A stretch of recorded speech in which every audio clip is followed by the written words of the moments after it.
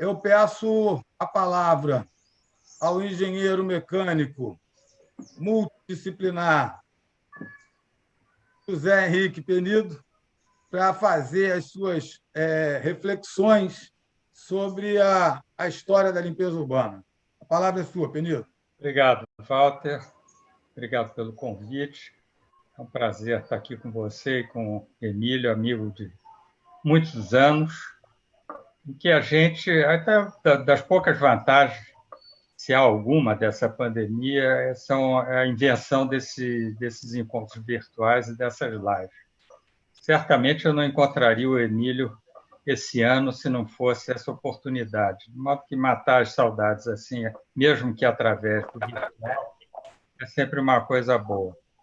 Mas debater o lixo, que não vai ser um debate, vai ser uma conversa mais informal possível, com o Emílio é um prazer, porque Emílio é autor de 2 livros, pelo menos, que eu conheço, mas é autor de um livro muito especial, que é a História do Lixo. E eu gosto muito do título do artigo, História do Lixo. Hoje em dia não se fala mais lixo, se fala resíduo sólido, gestão de resíduos e tal. E no nosso tempo era lixo e limpeza urbana. Então o Emílio foi ao ponto. História do lixo. Quando é que a gente começa a produzir lixo? E o que a gente faz com lixo? Quais são as soluções? Mas a reflexão que eu queria fazer, por isso que eu gostei digamos, do tema dessa nossa conversa, é que não está em cima de tecnologias, não está em cima de o que é melhor para fazer com lixo. Eu gostaria de começar refletindo que o lixo é uma coisa que a gente começa a produzir desde que nasce e até a morte, porque o nosso cadáver não deixa de ser também um resíduo que tem que ser dado um destino. Mas, se você for os inícios da civilização, da humanidade, você tinha os povos nômades produziam até o seu lixo, mas que eram absorvidos pela natureza. E não era, digamos, um consumo predatório. Eles não consumiam a Terra, o planeta Terra. A sensação que eu tenho hoje é que, com essa quantidade de lixo que a gente produz, a gente é como se estivesse comendo as próprias entranhas. É como se a gente estivesse consumindo o próprio planeta. E não é como, é de fato o que a gente está fazendo. E a pandemia e essa quarentena que nós fomos obrigados a cumprir me dá tempo para refletir toda vez que o caminhão da Conlurb passa aqui na minha porta. A gente não costuma atentar para o que é o benefício da civilização para alguns privilegiados como nós, e acredito que talvez a maioria dos que estão nos ouvindo. Eu comparo a passagem do caminhão de lixo para retirar os nossos resíduos, que são produzidos inexoravelmente, dia e noite, especialmente na pandemia, que a gente vive dentro de casa, produzindo lixo sem parar. Eu comparo esse benefício ao banho de água quente, que a gente não se dá conta quando entra num chuveiro, depois de um dia de trabalho, cansado, suado, vem aquela água quente, a gente não percebe que benefício é isso. E quantas poucas pessoas no mundo podem usufruir desse benefício, assim como a coleta de lixo interdiária, como nós temos aqui na cidade do Rio de Janeiro. E isso por quê? Porque a gente acha que é normal, que é uma coisa absolutamente corriqueira, que o lixo vai sair da sua casa, basta colocar na calçada, e não reflete nem sobre a produção e nem sobre a retirada do lixo da frente da sua casa. É isso que eu gostaria, até aproveitando a presença do Emílio, de refletir um pouco. Onde será que isso vai acabar? Porque tudo que sai daqui de casa, depois de ser usado, embalagens, papelão, vidro, metais e tal, são produtos que foram escavados e produzidos a partir de recursos finitos na Terra, né? Da Terra. E vão, a maior parte deles, para um aterro sanitário, aqui no Rio de Janeiro. Uma pequena parcela é retirada pela coleta seletiva, que a gente diligentemente ajuda, botando ali na calçada. Uma pequena parte fica no meu minhocário, aqui muito modesto, mas o grosso, absolutamente o grosso, vai para um aterro e lá ele fica imobilizado, e a não ser talvez daqui a 100, 200 anos, vai ser viável fazer a mineração de aterros, que em alguns lugares já está ocorrendo. Aí esse material poderia ser devolvido de novo à terra. Então, eu acho que a gente tem que atentar para o fato, porque o lixo já tem essa conotação depreciativa da palavra, a tal ponto que os lixólogos resolveram mudar a terminologia para resíduos sólidos, para dar uma conotação assim mais ilustre ao nosso objeto de estudo. Mas é lixo, é lixo. Vou tirar o lixo, vou colocar o lixo lá na calçada. E como é tão depreciativo, que você passou a ser um adjetivo para tudo que não serve. Esse cara é um lixo, essa música é um lixo. E, de fato, é aquilo que não nos interessa, que a gente descarta, como se fosse uma coisa natural. A minha primeira reflexão seria que todos imaginassem que eles estão, quando colocando lixo numa lata de lixo, verificar que aquilo saiu de algum lugar, foi produzido, teve mão de obra, teve uma série de coisas, e que para ser levado embora e ter um destino adequado, exige uma máquina monstruosa por trás. E a gente tem um único desejo, é que o caminhão de coleta passe e leve aquele lixo embora e nunca mais a gente ouça falar dele. O que está por trás disso, eu acho que seria um objeto até de uma grade escolar de todos os alunos que estão começando a estudar. Aliás, saneamento básico devia estar na grade escolar dos alunos de primeiro grau, e não está. Nós tentamos até aqui no Rio de Janeiro uma vez, era uma coisa fundamental, para que as pessoas não simplesmente descartassem o lixo apenas desejando que ele sumisse, sem saber o que está por trás e sem saber o que fez gerar aquele lixo, de onde saíram aquelas matérias-primas, se são finitas, se são renováveis, se não são. Essa consideração que eu estou fazendo agora é para a gente começar a nossa conversa. Mas, antes de entrar propriamente na história, eu queria fazer o que os americanos chamam de um disclaimer, porque alguns amigos meus, num grupo de resíduos, disseram que eu teria feito estágio com Aleixo Gari nos anos 1870, por aí. Isso não é verdade. Eu fui contemporâneo do Gari, mas não do Aleixo Gari, mas não fui seu estagiário. E foi muito inspiradora a convivência que eu tive com ele. Luiz Edmundo chegou no proscênio logo depois, até foi ele, realmente, não foi Aleixo Gari, foi o Luiz Edmundo que me levou para o lixo, no bom sentido, é claro, já há algumas décadas. Então, essa era a observação que eu queria fazer, porque houve uma má informação no grupo, mas eu prometi esclarecer essa questão. Nós vamos falar de Aleixo Gari daqui a pouco, mas vamos começar vendo a origem, né, do lixo. Os nômades tinham, no máximo, podiam formar os seus sambaquis e tal, comendo suas conchas, suas raízes, deixando para trás seus dejetos, e iam adiante. Mas a coisa só começou a ter algum significado quando as cidades começaram a se formar.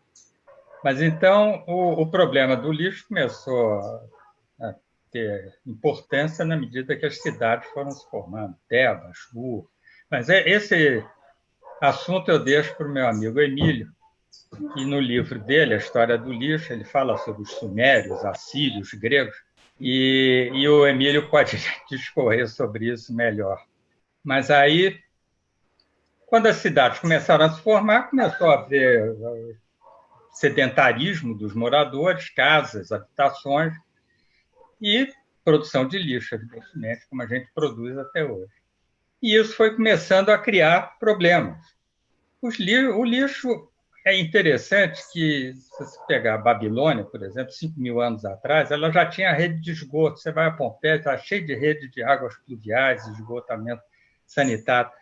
Mas o lixo é muito mais complicado, porque o esgoto, ele, de certa forma, é meio líquido, uma parte pelo menos, e quando chove, a água leva. O lixo já é muito mais complicado, porque a denominação certa, né, resíduos sólidos, ele não anda tão bem com a chuva, a não ser quando há enchente.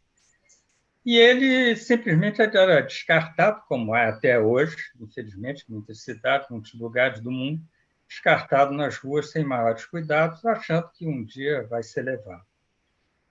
O que a gente viu é que as coisas foram evoluindo, o lixo ia aumentando, ia criando situações de insalubridade, não tanto quanto o esgotamento sanitário, que normalmente as cidades já tinham suas cloacas, suas vias de deságua, mas a gente, olhando para a história, a gente vai ver que em 1357, já em Londres, a gente pegar duas cidades importantes da Europa, onde o problema começou a ser sentido e começaram a buscar soluções, que é Londres e Paris. Em Londres, em 1357, o rei Edward III ele já fez uma primeira ordenança proibindo o lançamento de detritos no Tâmisa, que era onde se lançava mesmo. E proibindo também o lançamento de lixo nos fossos que contornavam a cidade para protegê-la. Isso em 1357, já era problemático. Se vocês perceberem que eu estou olhando para baixo, é isso mesmo, é Macola. Eu estava comentando com o Emílio que o tique e o toque não são capazes de lembrar toda a cronologia da história do lixo, que são séculos e séculos. O Emílio certamente sabe de cor todas essas datas, mas são as coisas que eu pensei e que são as mais interessantes para a gente comentar. 30 anos depois, foram construídas as primeiras estações de transferência ao longo do Tâmisa, uma coisa... A gente vê, é outra consideração que eu queria fazer. Nós temos aqui séculos de história em que se manipula o lixo e se buscam soluções para tirar ele de perto da gente, para dar um destino que não polua, que não contamine, que não seja um estimulador de pestes, etc.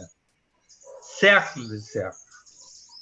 Bom, mas voltando, eu estava falando de Londres e de Paris. Paris era considerada a cidade mais suja da Europa no século XVI, XVII. Diziam que Paris tinha sido construída sobre 2.000 anos de lixo, jogado lixo. E a cidade era muito suja. Daqui a pouco eu vou passar um filme para vocês, um filminho, não se preocupe.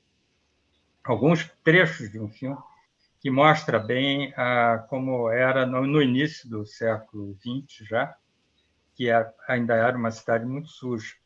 Mas, passando de lá, dando um pulo para o nosso país, para ver a história da limpeza urbana, esses dois que vocês estão vendo aqui, esse é o livro do Emílio, História do Lixo, a limpeza urbana através do tempo, que é um livro muito bem editado, muito bonito, com fotos lindas, desenhos também muito bonitos. E essa é a memória da limpeza urbana no Rio de Janeiro, que foi produzido pelo Mário Aizen e pelo Roberto Pechmann. Esse Mário Aizen já está aposentado, era um pesquisador que trabalhava no arquivo da cidade do Rio de Janeiro. Então, ele, graças à iniciativa do Luiz Edmundo Costa Leite, na época presidente da Conlurb, ele conseguiu, com o apoio da Petrobras, editar esse livro, que foi um livro que o sujeito pesquisou um bocado no arquivo da cidade, em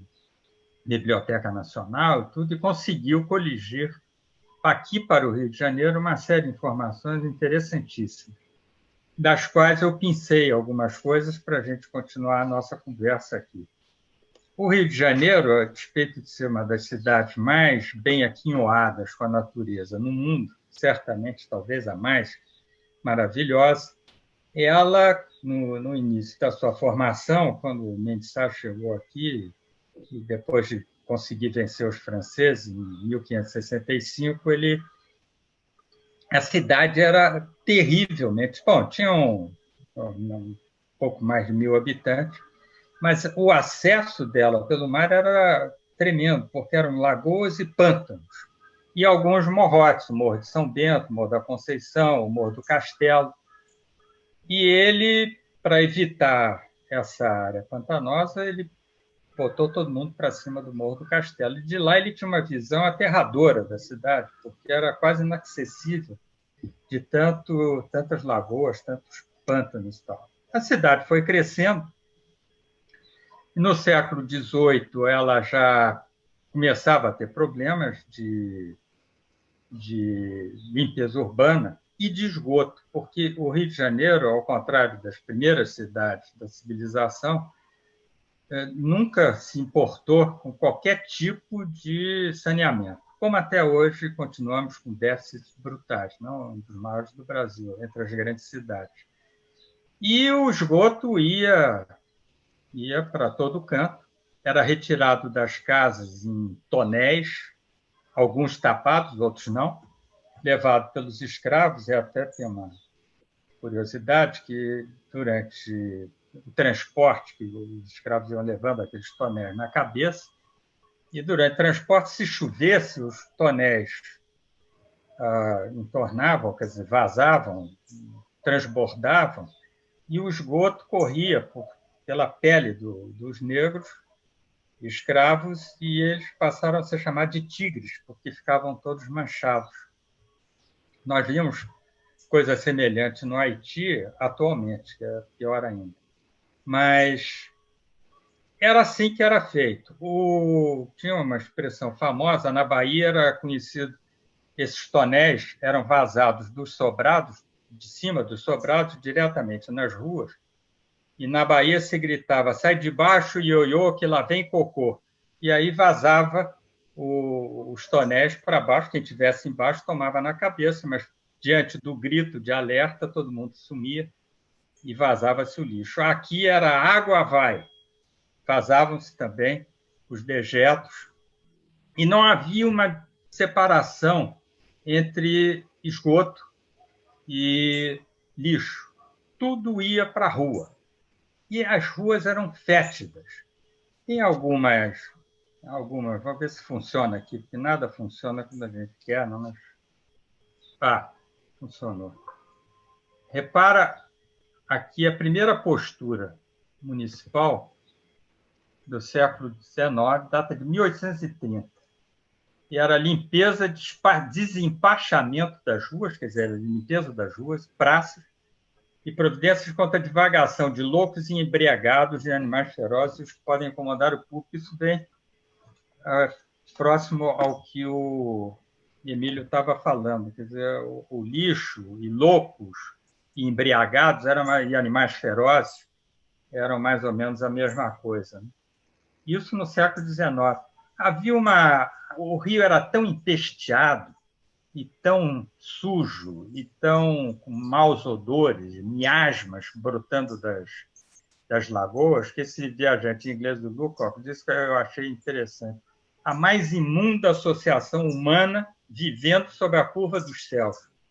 Cada rua é uma artéria úmida e podre, secando ao sol. Completa Luiz Edmundo, que não é o Costa Leite, nem o Horta Barbosa, mas é o Luiz Edmundo que escreveu sobre o Rio de Janeiro, e ele era muito cáustico, falando do Rio de Janeiro e da insalubridade que havia aqui.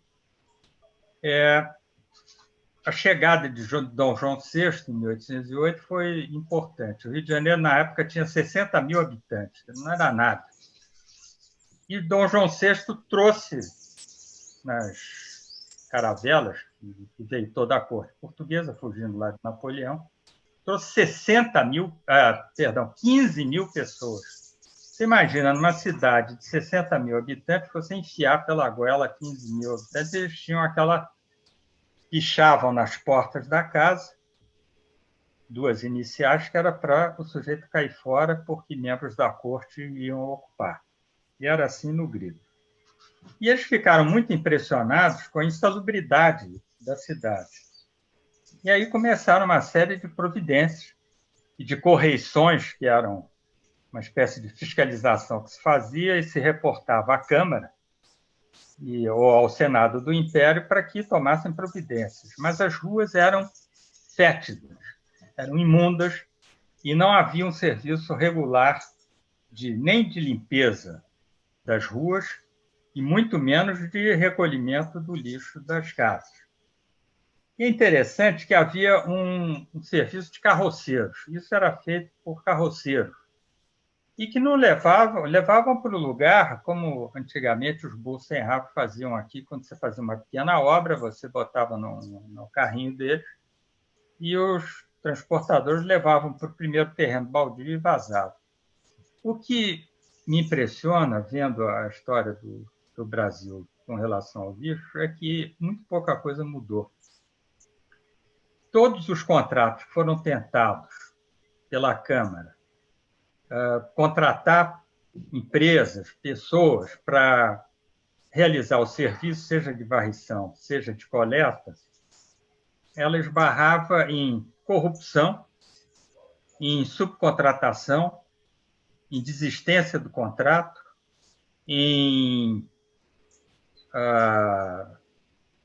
QI, quem indicava, e sob sempre o pretexto do menor preço. Mas o menor preço dava-se de acordo com a empresa que se combinava, ela desistia no meio do caminho, ou tentava passar para terceiros.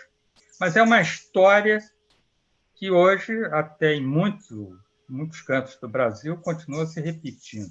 O lixo tem essa característica, ele parece que atrai a corrupção, e não só aqui no Brasil. Na Europa, na França, houve muito isso, muita influência de grandes empresas em contratações, em monopolistas do sistema de limpeza urbana. América Latina, muito, no Brasil, muito. Não sei por causa da conotação depreciativa de lixo e tal, mas que atrai corrupção, atrai, é impressionante como isso vem desde o Império, de uma maneira avassaladora. Se a gente der um pulo aqui, apenas para lembrar, tem uma coisa interessante, que a primeira vez que aparece a palavra lixo, eu não sei se o Emílio se lembra disso, se conheceu esse negócio, foi numa correição, em 1735. A primeira vez foi uma correição ao ouvidor geral que determinava à Câmara que impedisse as pessoas de jogar lixo na rua. Foi a primeira vez que, num documento oficial, apareceu essa palavra. E aí, por isso que eu acho que ela é uma palavra que a gente deve preservar e não tentar embelezá-la com outras terminologias. Bom, mas continuando, então, a nossa história, nós temos que... Continuava tudo ruim. Imundas, cidades imundas, alguns administradores tentavam drenar as lagoas, aterrar aquelas lagoas pantanosas.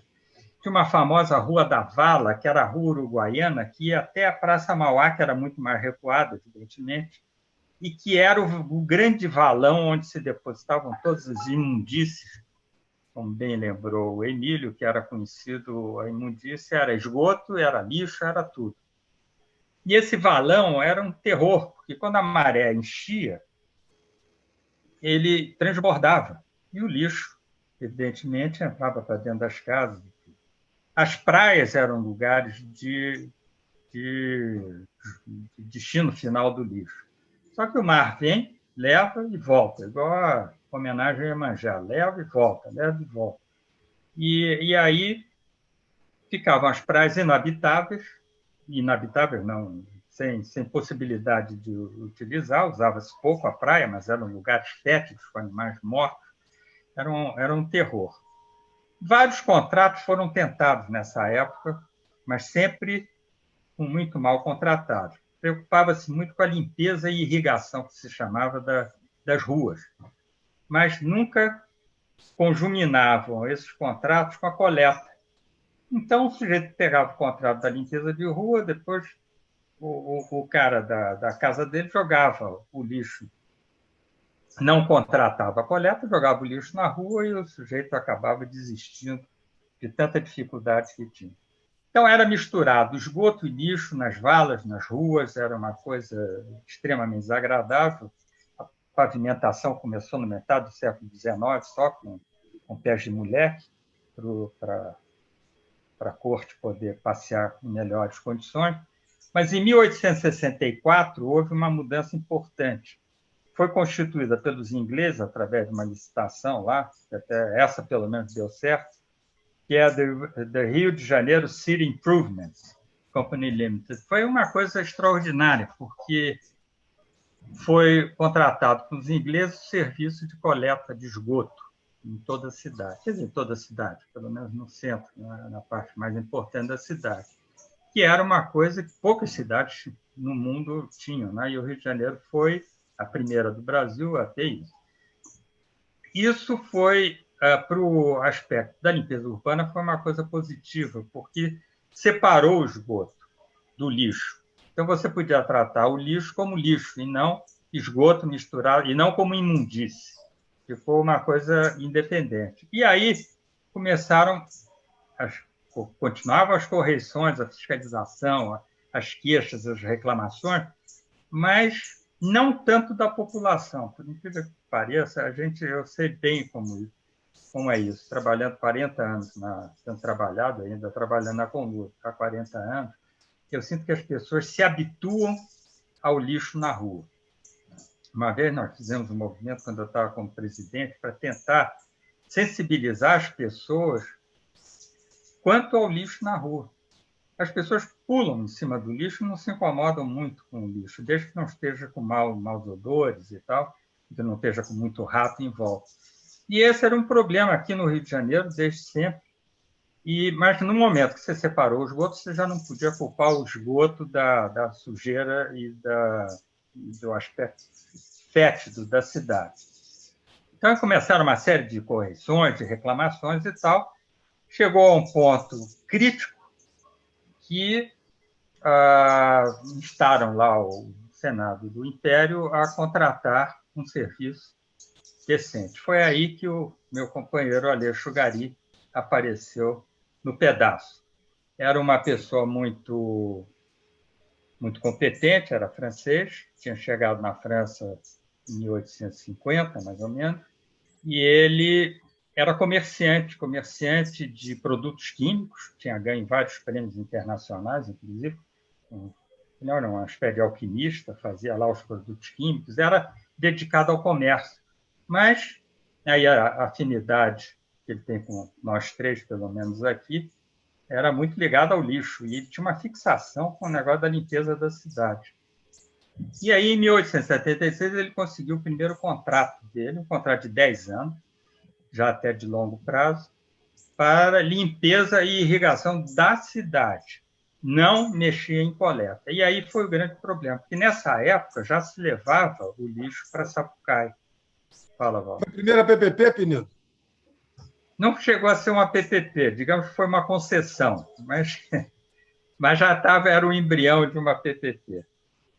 E o Aleixo Gari, ele foi muito bem sucedido, porque ele fazia um bom serviço, mas ele se queixava muito, porque ele queria o monopólio da limpeza da cidade, que incluísse a coleta das casas, porque não adiantava ele limpar a rua e o sujeito jogar o lixo da casa dele na rua. Ele tentou isso várias vezes, e em 1865, ele já quase vencendo, né? 1876, em 86 venceria o contrato dele, ele conseguiu, vou tentar colocar de novo aqui, vou tentar colocar a minha apresentação, que aí ele conseguiu um contrato de longo prazo. Aqui é a historinha dele, não tem maior importância, e aqui é o contrato que ele conseguiu, que não dá, vocês não vão conseguir ler, mas aprovo... Bom, não dá para ler também, não, mas é o contrato que ele conseguiu já incluindo também a coleta.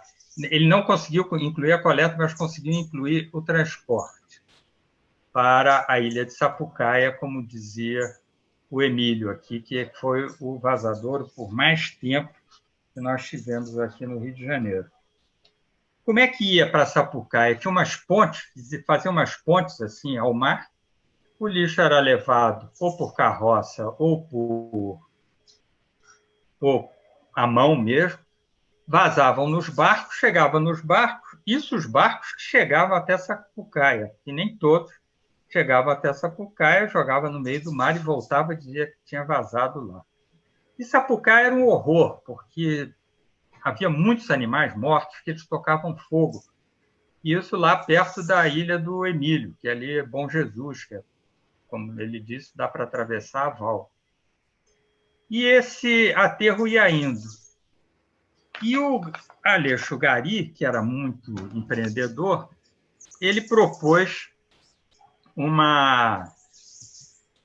contrato maior que pudesse incluir a coleta e ele propôs, na realidade, a reformulação total do sistema de limpeza urbana. É um negócio espetacular.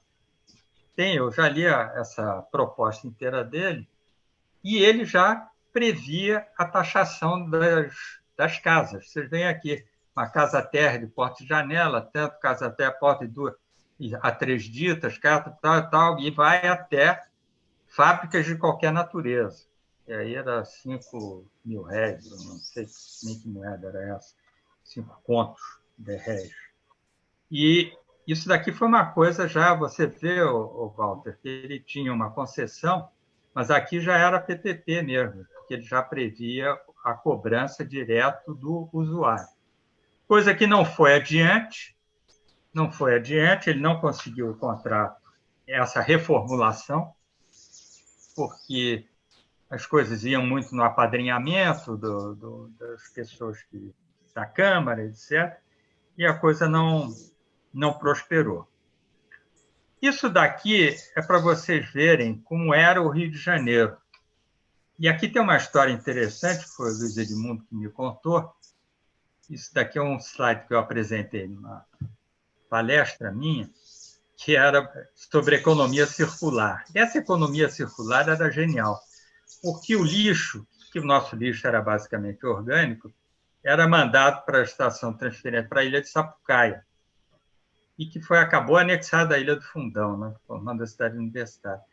E como lá o capim crescia muito por causa do lixo, que era muito orgânico, os burros que trafegavam lá pela Ilha de Sapucaia comiam aquele capim e voltavam para o trabalho. Então, era uma certa economia circular assim, improvisada, sem muita reflexão, mas que funcionava bem. Aqui eu combinei com o Emílio ele entrar e falar da ilha de Bom Jesus, que eu estou mostrando aqui, que é pertinho de Sapucaia. Foi uma ilha que foi crescendo, evidentemente, com o lixo, e acabou sendo anexado aqui à Ilha do Fundão. Agora, vocês vejam aqui a enseada de Inhaúma. Tudo isso foi aterrado. Isso daqui eram pântanos, brejos, e era a cidade do Rio de Janeiro.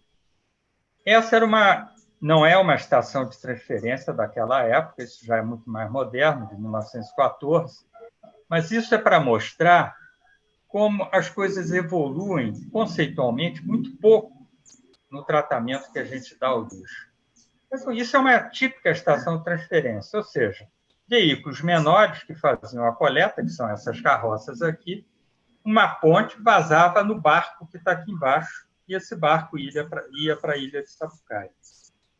Uma das propostas interessantes do Aleixo Gari na reformulação do sistema, ele não queria continuar com a ilha de Sapucaia, porque ele achava que, muitas vezes, o barco, por causa do mau tempo, por causa de neblina, não chegava até a ilha de Sapucaia e, às vezes, nem partia das pontes. Não essas são pontes mais modernas.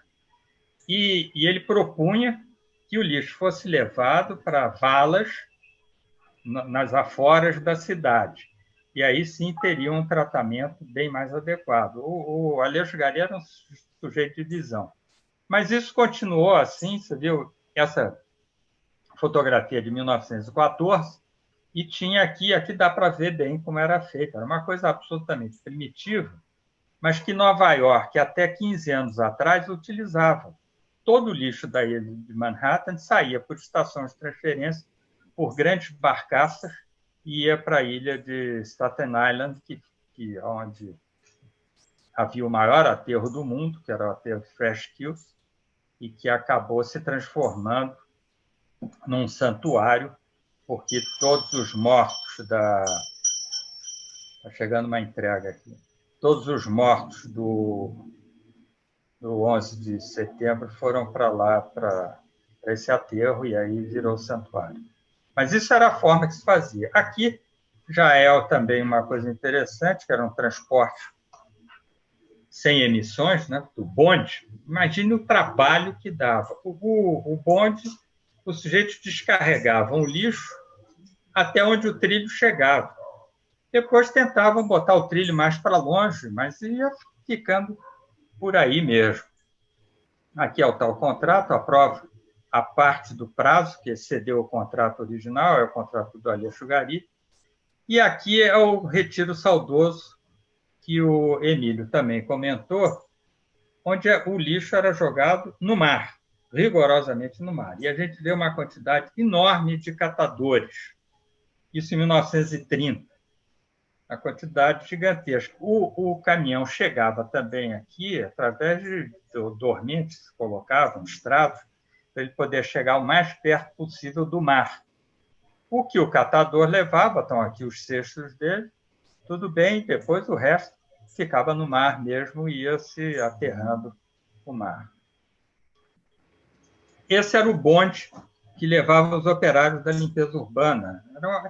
As coisas eram mais ou menos organizadas no início do século XX e tinha até um certo respeito. Vocês vão ver umas fotos que passam aqui adiante. Bom, isso daqui era mas está se vendo que é alemão, é um caminhão de transferência de lixo. Ele parece um caminhão de guerra, mas na realidade o lixo dos carros menores eram vazados em carros maiores e levavam em 2 trailers aqui. Era um negócio impressionante. Aqui são exemplos de vários caminhões, que eu gosto muito dessas fotos antigas, eu acho tão legais. Isso daqui, City of Birmingham, na Inglaterra. Toda a forma de caminhões, mas que não diferem muito do que a gente tem hoje. Hoje você tem com compactação, esse daqui era engenhoso, tinha uma descarga lateral. Isso daqui é um caminhão-pipa, que hoje nós continuamos tendo do mesmo jeito.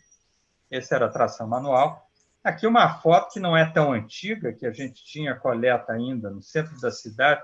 Vocês estão vendo aqui o bonde, 15 de novembro, e a coleta ainda era com burros. Já aqui melhorando, esse era o caminhão que nós chamamos de caminhão prefeitura do Distrito Federal, e ele tinha essas tampas que abriam, dava uma mão de obra danada, encher isso aqui, tinha que ficar um gari aqui em pé, enchendo, e depois ele basculava no aterro, e nem sempre era coisa.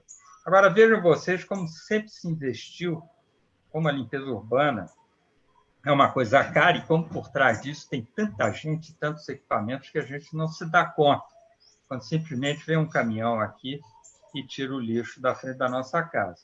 Isso aqui é um carro de transporte, um ônibusinho de transporte, isso é antes dos anos 30, 1928, e olha a quantidade de veículos novinhos aqui, todos os operários devidamente fardados. Uma outra aqui de 1928, também todos os caminhões arrumadinhos, e uma frota gigantesca já na cidade do Rio de Janeiro, que já tinha mais de 1 milhão de habitantes. Também outra coisa é o comportamento das pessoas, né, em relação ao lixo, que não se dão muito conta. E essas propagandas, essas campanhas de conscientização são muito engraçadas. Bater tapetes, estender roupa nas janelas, paga multa, fica batendo tapete na cabeça do outro. Aqui ele está jogando do bonde, ele jogou um jornal, tapou aqui o carro, o outro se esparramou num poste aqui. Jogar jornal também tinha multa. Essa daqui não podia lavar a calçada depois das 6 da manhã, para não molhar as pessoas e tal. Eram campanhas criativas, mas sempre houve. Isso era da Prefeitura do Distrito Federal, quando o Rio de Janeiro, antes do estado da Guanabara. Aqui é um filmezinho que eu vou passar muito rápido para vocês. Vocês estão vendo esse filme? Sim. Eu vou passar. Esse é um filme sobre a catação chiffonier, que eram os catadores em Paris. Eu não vou passar o filme inteiro, é claro, senão seria muito cansativo, mas eu vou mostrar para vocês que a catação que se fazia em Paris nos anos 20 é exatamente a vida dos catadores, 5 horas da manhã. Pegando, ali eu esqueci de comentar, o nome desse latão, em francês, é Poubelle. Isso é em homenagem ao prefeito Eugène Poubelle, que determinou numa ordenança que se usasse. Nem todos usavam, depois caiu em desuso, você vê por aí. Mas esses são os catadores. O lixo não tinha nada, não tinha absolutamente nada, mas mesmo assim, essa daqui achou uma peruca aí, vai guardar no bolso dela, isso ainda pode ser aproveitado. E aqui também mostrando a vaidade da mulher, ele, mesmo sendo catadora, preocupada com a sua aparência, achou um espelhinho e vai aí se embelezando. Bom, essa catação vai adiante, e aqui eu vou, aqui às 7 horas da manhã, abre o comércio e tal, e eles vão à luta, depois de feita a coleta, vão levando esse material. Andam, e eu não vou mostrar isso aqui para vocês, que é interessante, que mostra Paris nos anos 20, mas é uma cidade muito suja, e não param de andar. Eu até marquei aqui os pontos para poder mostrar a vocês. Chegam no lugar, começam a despejar o material para fazer a catação. Agora, o que eles catavam? Catavam papel, catavam metal e matéria orgânica para dar para os porcos. Agora, muito criativo é a maneira como eles se viravam aqui. Essa, por exemplo, é uma prensa de papel. Isso daqui vale a pena ver, porque é um negócio inacreditável. Hoje você tem prensas automáticas e tudo, mas aqui mostra como é que o sujeito prensava o fardo para poder economizar no transporte. Era importante isso. Ele macerava o papel dentro dessa caixa, ficava horas aí enchendo e macerando para aumentar a densidade. Vou ter que abreviar aqui um pouco, porque ele fica um tempão aí. Ele, afinal, ele consegue fechar com barbante, dentro da caixa ainda, e a caixa é genial, porque ela abre, ela é toda articulada, ela abre, e o fardo, um fardo de 100 quilos, ele consegue fazer o fardo, o que é muito adequado para o transporte disso. Bom, aí ele classificava em 3 categorias: pano, trapo, matéria orgânica, vidro e ferro. Aí mostra a classificação, vamos passar adiante. E o que o catador não interessava, o Serviço Municipal de Coleta, aqui mostra o caminhão chegando. E aqui é também outra coisa interessante, que esse caminhão ia para uma estação de transferência. Vocês estão vendo essa chaminé aqui, essa fumaça? Isso era um incinerador. Agora, aqui o trabalho era brutal, porque dependia dos catadores que estavam dentro desse fosso. O caminhão vazava. Eu sei que, para quem não se interessa muito por lixo, isso não tem a menor graça. Mas, para mim, foi uma descoberta espetacular. O caminhão vaza e tem uma turma imensa aqui dentro, já esperando o caminhão vazar, ou seja, exatamente como eram os nossos lixões. Eu diria até que um pouco mais insalubre aqui. Nossos lixões eram assim, os caminhões chegavam, nossos lixões não, porque ainda há muitos, há mais de 1.000 lixões no Brasil, ainda hoje. mas essa era a última triagem que lá dentro, em condições terríveis de insalubridade, se fazia a última seleção. E levava esse material, graças a esse pessoal, o material era colocado numa esteira rolante, porque senão ele não sairia desse fosso, onde ainda outras pessoas continuavam uma catação numa velocidade absurda, mas isso é melhor, é um verdadeiro leitor, que é hoje um equipamento muito sofisticado que se usa para separar materiais reciclados. Bom, isso daí continuava a catação, iam colocando nessa esteira rolante, o sujeito catando o impossível. Você olhando nesse lixo não vê o que é possível ser catado.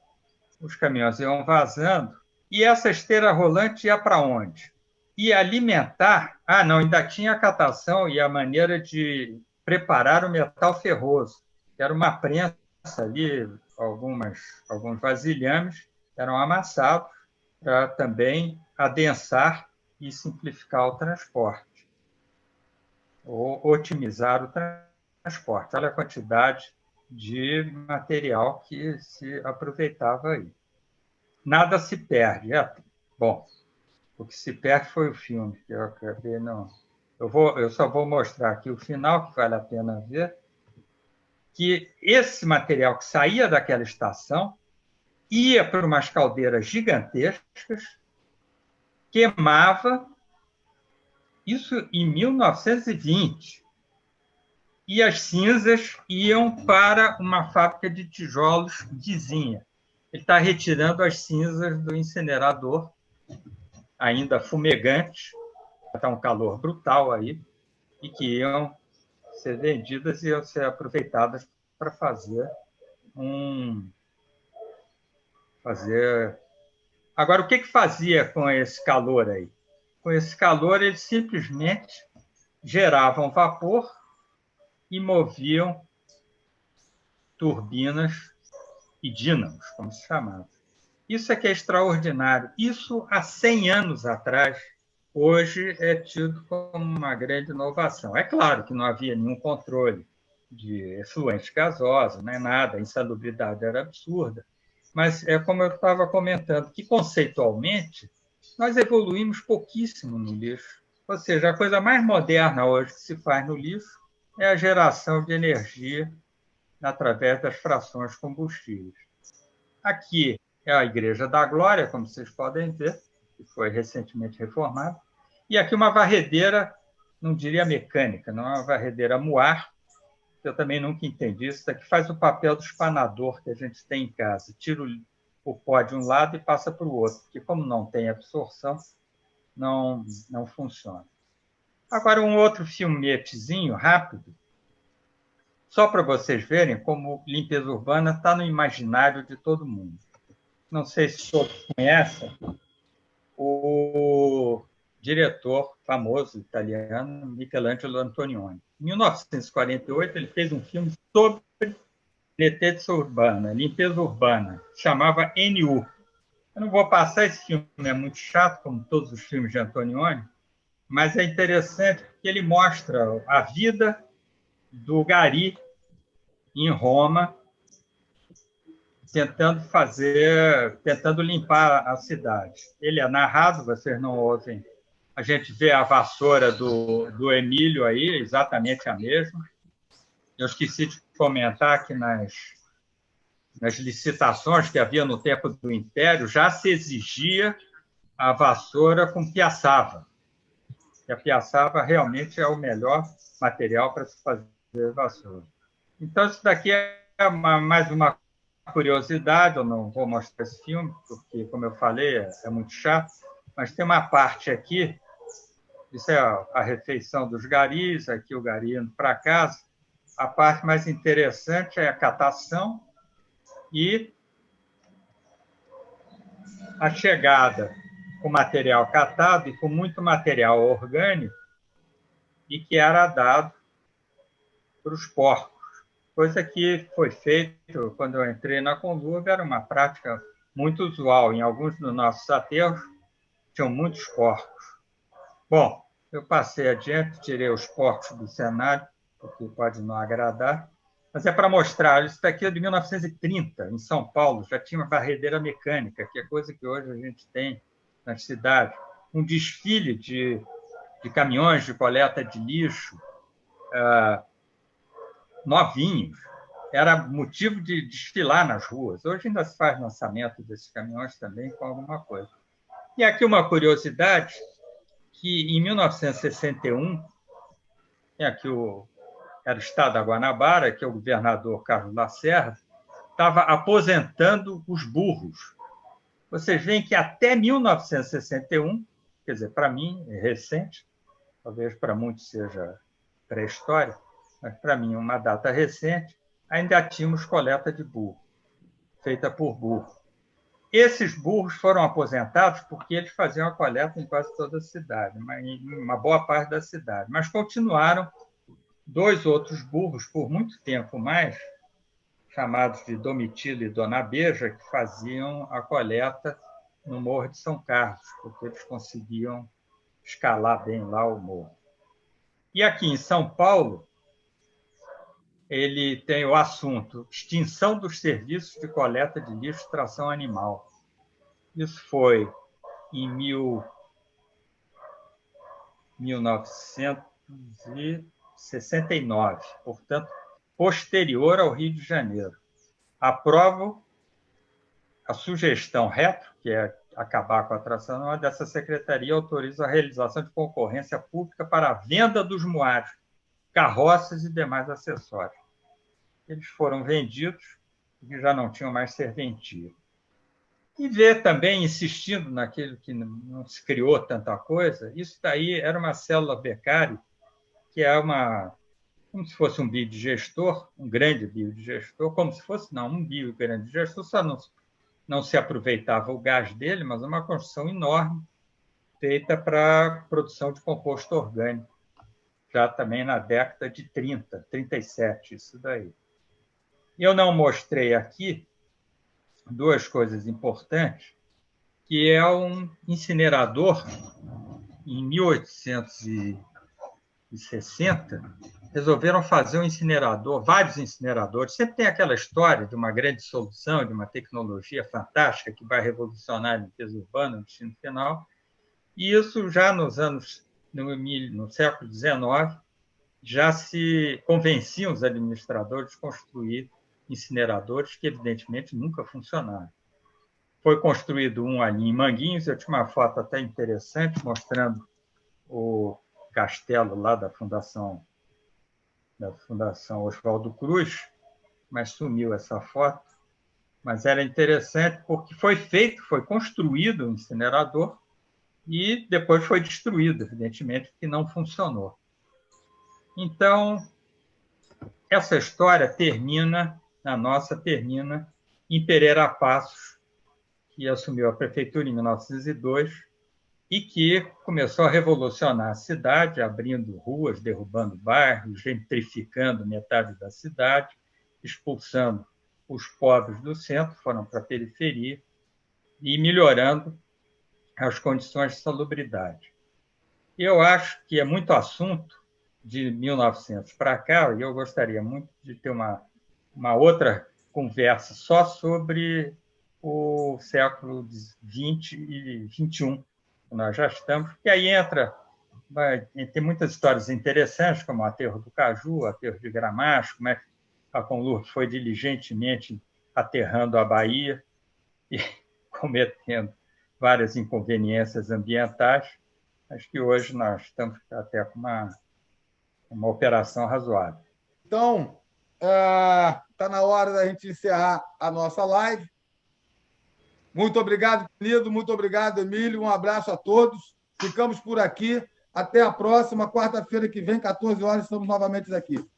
Tchau, tchau. Tá bom. Tchau, obrigado. Foi um prazer.